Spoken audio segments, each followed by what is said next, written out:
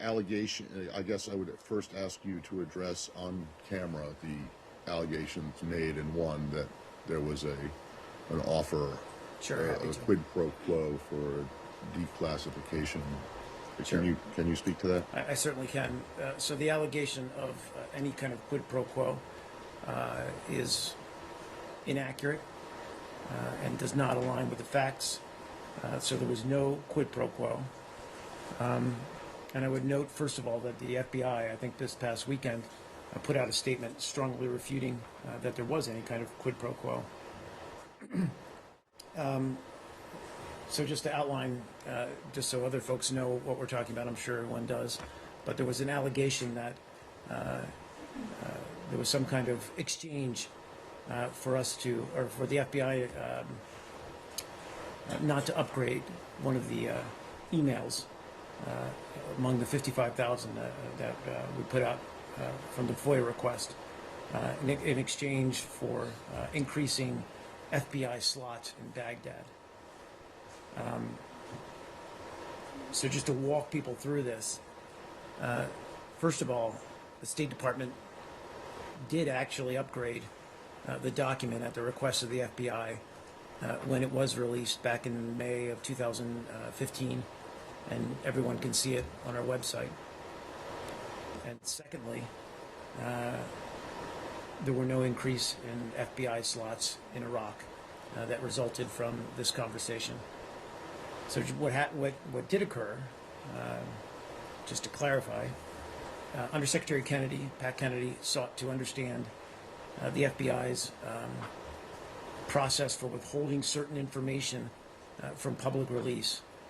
And as all of you know, throughout this process, we were very clear in talking about, at times, that this was the decision to upgrade or not upgrade certain parts of emails was a topic of discussion among our interagency colleagues about whether certain information should or should not be upgraded in classification. And as we also know, individuals with classification authorities often have, or sometimes have, different views on how to do that, or whether something should be upgraded. So, so again, no quid pro quo, no exchange here, just simply a request from our Undersecretary Pat Kennedy to clarify the reasoning or the rationale behind upgrading. Why would he have raised the issue of additional slots for the FBI? I mean, I understand, right? I get that you say there was no quid pro quo, but was it ever discussed? It was. So he just raised it. This official quid pro quo was discussed. No. Let me clarify here. I thought you were talking about the additional slots. No. I'm going to get to that in a second, but I want to know first. Was there even if it didn't happen in the end? No. There was no discussion? No. There was no discussion of any quid pro quo? There was no discussion of any quid pro quo? I'm sorry, there was... There was no discussion of any quid pro quo? No, there was no discussion. Was there any discussion of any kind of an exchange? No. With regard to classification procedures on the one hand and FBI slots at U.S. embassies abroad on the other? No. Thanks. Have you read the FBI 302? Because that is not what it says in black and white. I'll read it to you right here. It uses the term quid pro quo. Those are the words of the FBI agent. And then it says, in exchange for marking the email unclassified, state would reciprocate by allowing the FBI to place more agents in countries where they are presently forbidden. I mean, this conflicts directly with what you're saying today. I'm sorry, and I can speak to, the fact that 302s are simply interviews conducted by the FBI. So you're saying the FBI agent either got it wrong or is lying in this 302? I can't speak to what his or her intentions were saying these kinds of things, but clearly expressing a personal opinion about what happened. All I can say is, as I understand the course of events, Catherine, this was any idea or any really assertion that this was somehow tit for tat or quid pro quo exchange of in that manner really, frankly, is insulting.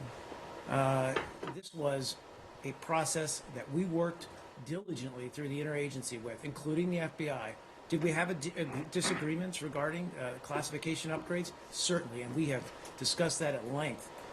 We've talked about the fact that sometimes upgrades are, and we talked about this, are more art than science. Let me finish. Okay, go ahead. And we talked about that there were strong disagreements on whether to upgrade some of this material. That is not what this I- 302 says. again- It says right here, listen, please. Okay, Kennedy sure. spent the next 15 minutes debating the classification of the email and attempting to influence the FBI to change its markings. Is that in keeping with the high ethical standards of the State Department? Could you read that to me one more time? Yes. Kennedy spent the next 15 minutes debating the classification of the email and attempting to influence the FBI to change its markings. Is that in keeping with the high ethical standards of the State Department? Well, look, I'm not going to debate every point and every excerpt from these 302s, but what you just read to me sounds like it was a discussion on whether a certain portion of the email should or should not be classified. We, Pat Kennedy, all of us at the State Department are going to make their case as best they can. That's called interagency exchange and the kind of discussions that we carry out all the time. I would strongly suggest you read Please, ma'am. 302 because this is the paragraph after the FBI agent specifically uses the term quid pro quo. This is no small thing.